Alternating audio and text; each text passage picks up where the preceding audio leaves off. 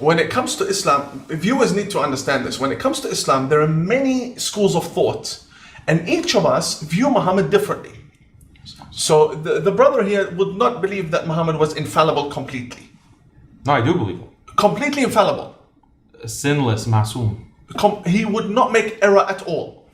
When it comes to non-religious matters, it's possible that he could have made a judgment error, and he acknowledges that. Like the farming advice that he gave. Yeah, farming advice. No. And he acknowledges that there's a Sahih Hadith narration on this, where he says that on matters that pertain to your matters, like your worldly matters, like farming, I'm not going to be faultless, or I'm not going to. I'm very surprised, because you're a Sunni Muslim. Yeah. Sunnis don't believe in Asma, don't believe in the infallibility of the Prophet. Yes, they do. They do? Yeah. Sunnis do. Yes. What if I showed you from here, Bukhari, that Muhammad was bewitched and Satan put words in his mouth? That has nothing to do with committing sins. No. A prophet does not commit sins. So That's what being masoom means. which is worse? Committing sin or Satan putting words in your mouth? Hold on. As a prophet, which is worse? You committing sin or Satan putting words in your mouth and you go preaching that to many people? Maybe that's how the butchering happened. No, this is something that you're referring to a very specific event, and the scholars have discussed this and have said that this is actually evidence that he was a prophet of God. That Satan put words in his mouth. That he corrected this. I mean, there are some scholars who dispute the veracity of that, but I'll concede that this is something that is. This is Sahih Bukhari. No, I'll say that I'll concede that it is something that happened. Ibn Taymiyyah, rahimahullah, peace be upon him, or God's mercy be upon him, has said that this is actually evidence that the Prophet, peace be upon him, was a prophet because he was corrected. Right. The revelation corrects this, and that shows that he wasn't just making things up. Yeah. He could have said. He was making things up. So you're saying the Prophet? No, his wife says, Aisha says, is she a liar? You're talking about the satanic verses. No, not Salman Rushdie. I know. His book is in reference to this incident. Satanic. Yes. Is the wife of the Prophet a liar? Or Bukhari?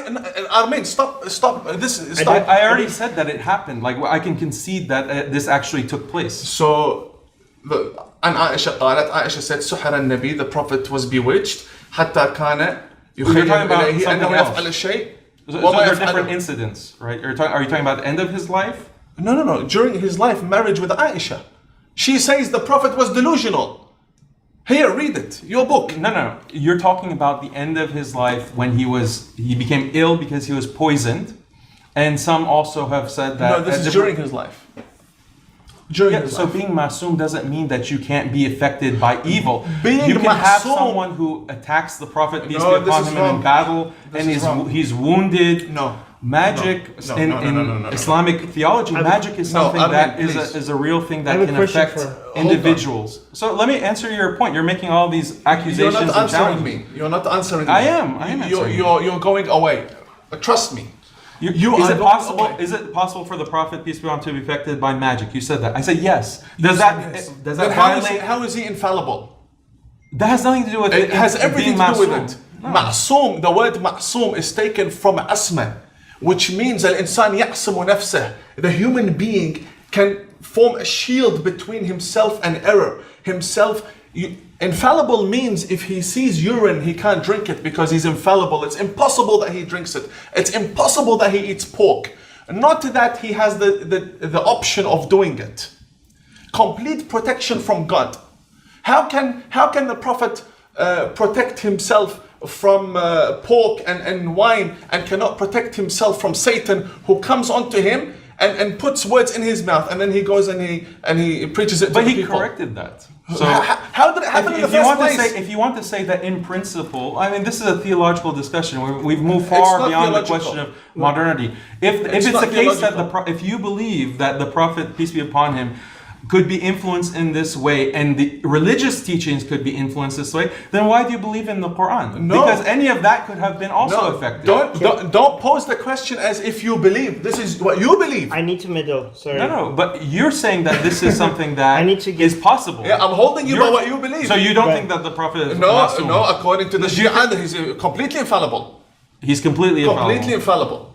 And this is garbage. Okay, so then the conquest of the Arabian Peninsula was not. All prophets are infallible according to Abrahamic theology. It's only the Sunnis that don't believe in the prophets' And infallibility. according to you, do you think Muhammad was infallible? All prophets from God have to be infallible. So Muhammad infallible? They have to be infallible. But can you say Prophet Muhammad was infallible? Every prophet from God has to be infallible. But can you say that statement? No, every prophet from God has to be infallible. But why is it that saying Muhammad was infallible? Because to me, I am more concerned about the characteristics of the leader in that region than his name and title.